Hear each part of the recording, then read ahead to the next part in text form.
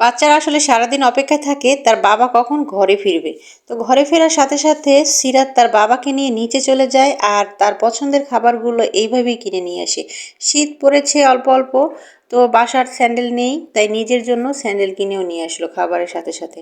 আর এক গাদা বেলুন নিয়ে আসলো, বেলুন ফুটাচ্ছে আর খেলা করছে। এখন আর খাবারের কোনোই চিন্তা নেই।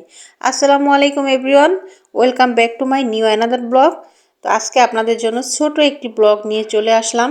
আশা করি আমার সঙ্গে থাকবেন এবং পুরো ভিডিওটি দেখবেন। মি ক্যাফ অ্যান্ড রেস্টুরেন্ট আমার ভাইয়ের মেয়ে, ওদের নিজেদের রেস্টুরেন্ট, সেখান থেকে স্পেশালভাবে বানিয়ে বা গিফট হিসাবে পাঠানো হয়েছে। এই পিৎজা দেখতেও যেমন লোভনীয় হয়েছে, খেতেও অসাধারণ, কারণ নিজেদের হাতের তৈরি জিনিসের মজাই আলাদা।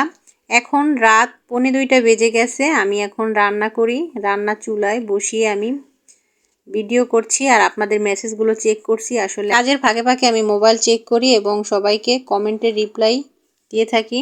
আজকে আমি রান্না করব ডাটা আলু আর মাগুর মাছ আর লাল শাক ভাজি আর একটা স্পেশাল ডাল, যেটা আমি ছোটোবেলায় খেতাম, আসলে অনেক দিনে খাওয়া হয়নি, একটু অন্যভাবে ডাল ভর্তা। তো এটা আর কি তেল দিতে হবে শেষে। এই ডালটা আমি মুসুরি ডাল খেসারি ডাল মিক্স করে ভিজিয়ে রেখে তারপর সেদ্ধ করে বেটে নিয়েছি। তারপর এটা এখন ঘন করব, আরও জাল দিতে দিতে যখন ঘন হয়ে যাবে নামিয়ে আমি পেঁয়াজ কুচি, রসুন কুচি, শুকনো মরিচ দিয়ে তেল দিব, মানে এগুলো ভালোভাবে ব্রাউন কালার করে ভেজে এর ভিতর ঢেলে দিব। তারপর যদি আপনার ঘরে ধনিয়া পাতা থাকে তাহলে ধনিয়া পাতা দিবেন, আর যদি না থাকে তাহলে তো করার কিছু নাই।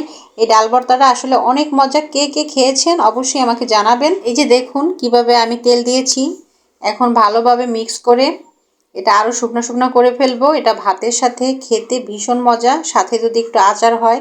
আমার বাসায় বোম্বাই মরিচের আচার আছে, মানে নাগা আচার বলে যেটাকে, আর জলপাই আচার আছে। এটা দিয়ে খেতে আসলে ভর্তাটা খুব টেস্টি হয়।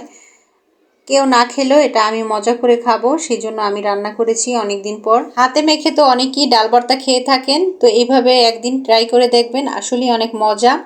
লাল শাকটা অনেক মজা হয়েছে। আমার রান্না কমপ্লিট হওয়ার পরে আমি সব কিছু বাটিতে ঢেলে টেবিলে ঢেকে রেখে দিয়েছি। সকালে গরম ভাতের সাথে সবাই মিলে খাওয়া দাওয়া করব। তো রান্না করা থাকলে আসলে টেনশন থাকে না। এই যে আমার ডাল ভর্তার ফাইনাল লুক। আসলে ঢাকা এখন রাত মনে হয় দিনের মতো। আমার আশেপাশে উপরতলায় নিচতলায় সবাই এখন রান্না করে, সবার কথার আওয়াজ পাচ্ছি। আর আমি সবার কাছে আমার একটি অনুরোধ, যার ভিডিও এই সামনে আসুক পুরোটা দেখবেন, তারপর গঠনমূলক কমেন্ট করবেন। ভিডিও না দেখে কখনোই কমেন্ট করবেন না, এতে আপনারও ক্ষতি আমারও ক্ষতি। ধৈর্য করে আমার ভিডিও দেখার জন্য সবাইকে অসংখ্য ধন্যবাদ। নেক্সট ভিডিও দেখার আমন্ত্রণ জানিয়ে আল্লাহ হাফেজ, আসসালামু আলাইকুম।